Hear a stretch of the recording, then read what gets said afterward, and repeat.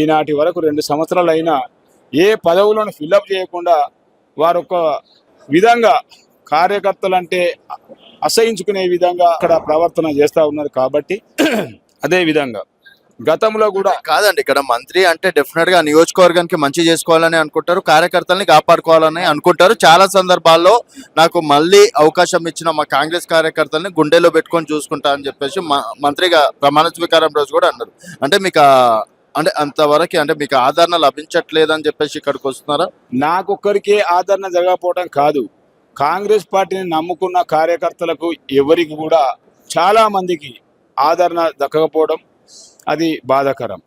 అంటే అసలు ఎవరికి ఆదరణ జరుగుతుంది? మరి ఆయన వెంబడి ఎవరు ఉన్నట్టు? ఇంకా 3 సంవత్సరాలు ఉంటే మీకు ఏదో ఒక పదవి వచ్చేది కదా, ప్రతిపక్షంలో ఉండడం అవసరమా ఇప్పుడు? నేను పదవి కొరకు కనుక ఉండేది ఉంటే వారి వెంట ఉంటుంటి, నేను వారు చెప్పినట్టే ఇంటుంటి కావచ్చు. కానీ నేను పదవి కొరకు పాకులాడే వ్యక్తిని కాదు. ప్రజలకు కార్యకర్తలకు అనుసంధానంగా ఉండాల్సినటువంటి అవసరం ఉంటుంది, కానీ అది జరగట్లేదు.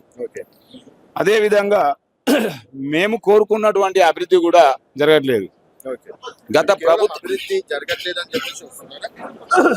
రెండు అంశాలు, అభివృద్ధి జరగట్లేదని ఒక పక్క, అదేవిధంగా వారు గతంలో చేసినటువంటి గత ప్రభుత్వంలో అనేక సంక్షేమ కార్యక్రమాలు చేయడం జరిగింది. ఆ కార్యక్రమాలు అర్ధాంతరంగా నిలిచిపోయినాయి. ప్రభుత్వం వచ్చిన తక్షణమే అక్కడ ఉన్నటువంటి హాస్పిటల్ కావచ్చు, అక్కడ ఉన్నటువంటి శ్మశాన వాటి కావచ్చు, అక్కడ ఉన్నటువంటి బస్సు డిపో కావచ్చు, ఇంకా అనేక రోడ్లు బ్రిడ్జీలు కూడా అయితాయని మేము ఆశించినాం.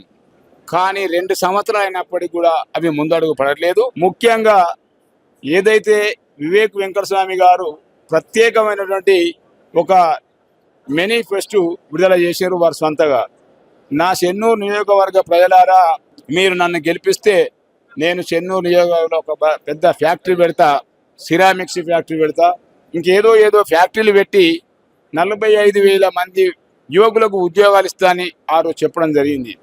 ఆ మాటకు మేము నమ్మి, వారి మాటను నమ్మి విశ్వసించి మేము చాలా మంది కష్టపడి గెలిపించిన తరుణంలో ఇప్పటికీ జనాలు కేసీఆర్ని కోరుకుంటున్నారా నిజంగా మీ నియోజకవర్గంలో కావచ్చు? అంటే మంత్రిగా అవకాశం ఉన్నప్పటికీ ఏదైతే ఈ 45,000 ఉద్యోగాలు ఇస్తానని ఇవ్వకపోవడం, చెన్నూరు నియోజకవర్గంలో ఫ్యాక్టరీ పెడతా అని పెట్టకపోవడం, వారు మంత్రి పదవి కొరకు రాయబరేలే ఫ్యాక్టరీ పెట్టిండు.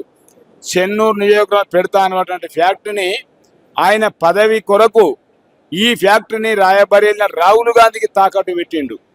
కాబట్టి ముఖ్యంగా మా యువకులందరూ చాలా కోపోద్రుక్తులై చెన్నూరు నియోజకవర్గంలో ఏదైతే వివేక్ గారికి షార్ట్ పీరియడ్ 36,000 పైసలకు మెజార్టీ ఇచ్చిండ్రు. కానీ ప్రజలు పల్లె గ్రామాన పట్టణాలలో కూడా ఈ వివేకుని ఎప్పుడు తరలించాలి, ఇక్కడి నుంచి మళ్ళీ 75,000 మెజార్టీ తోటి ఈయనకు అగేనిస్ట్ అభ్యర్థిని గెలిపించాలి అనేటువంటి ఈరోజు ప్రజలు కోరుకుంటా ఉన్నారు. కాబట్టి మొన్న పోయిన గత స్థానిక సర్పంచ్